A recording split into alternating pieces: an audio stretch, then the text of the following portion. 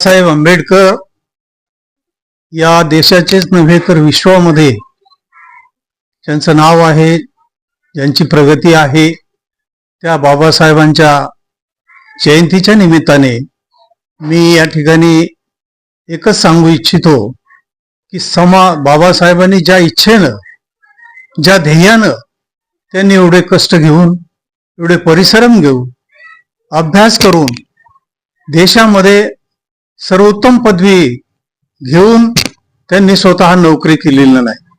समाजाच्यासाठी त्यांनी संपूर्ण जीवन व्यतीत केलेलं आहे. जो समाज हितपत पडलेला होता, इतर समाजाच्या दृष्टीतून या समाजाला महत्व नव्हतं, कमी महत्व देऊन त्यांना कमी लेखायचे, अशा प्रकारचा विचार हा बाबासाहेबांना ज्यावेळेस त्यांनी मनात घेतला त्यावेळेस त्यांनी ठरवलं होतं की माझा समाज हा सन्मानानं कसा जगेल आणि सत्तेमध्ये तो कसा विलीन होईल या संबंधीचा विचार त्यांनी घेऊन संपूर्ण आयुष्य समाजासाठी घालवलेला आहे.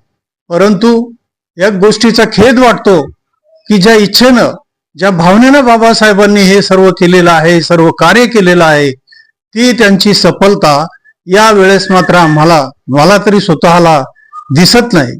कारण एकच गोष्ट आहे की समाज एका छताखाली पाहिजे होता. समाज एका छताखाली राहून या देशामध्ये सर्वपर प्रगती करायला पाहिजे होती. तो विचार बाबासाहेबांचा झालेला नाही.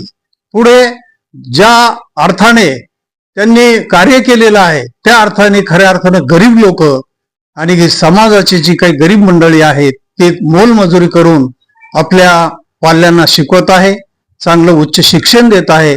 त्यामुळे का होत नाही, पण आपल्या समाजाचं नाव या देशामध्ये आहे.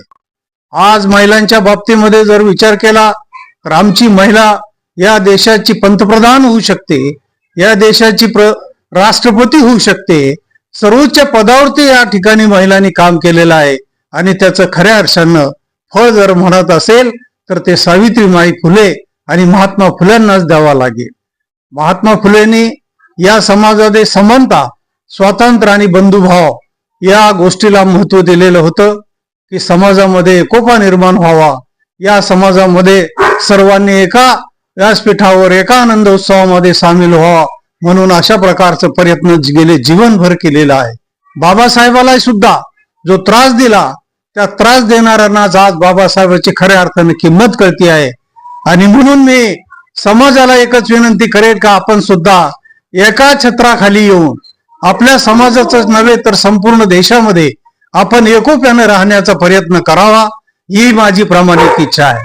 बाबासाहेबांनी सांगितलं होतं की माझा समाज हा शासनकर्ती जमात बनली पाहिजे. परंतु शासनकर्ती जमात बनत असताना आपण आपल्या मतावरती कधीच निवडून येऊ शकणार नाही किंवा कधीच आपण या शासनामध्ये आपण विलीन होणार नाही. मी आपल्याला एकच विनंती करेल की सर्व धर्म समभावाची वागणूक घेऊन आपण सर्वांची सेवा करण्याच्या दृष्टीनं काम केलं पाहिजे, का जेणेकरून इतर समाजाला सुद्धा वाटलं पाहिजे का हा मागासवर्गीय जरी असला तरी विकासाच्या कामामध्ये पुढे आहे, त्याला निवडून दिलं पाहिजे, अशी भावना इतर समाजामध्ये जोपर्यंत निर्माण होणार नाही तोपर्यंत आपला हा जो समाज आहे, बाबासाहेबाचा जो समाज आहे, तो शासनकर्ती जमात जमवू शकणार नाही. आता राखीव जागेमध्ये सुद्धा आपल्याला त्रास होतो, आपण निवडून येऊ शकत नाही, इतर समाजाला उभं करून ते निवडून येतात. म्हणून माझी अशी इच्छा आहे की आपण सर्व धर्म समभावाची या जयंतीच्या निमित्तानं, बाबासाहेबाच्या येणाऱ्या 14 एप्रिल या जयंतीच्या निमित्तानं माझी एकच इच्छा आहे की सर्व समाजाने बाबासाहेबाचे अतिशय ढोल ताशामध्ये आणि डीजेच्या प्रवाहामध्ये जयंती साजरी न करता त्यांनी त्यांच्या विचाराची जयंती साजरी केली पाहिजे, एवढंच या निमित्तानं मी सांगणार आहे आणि थांबतो. जय भीम.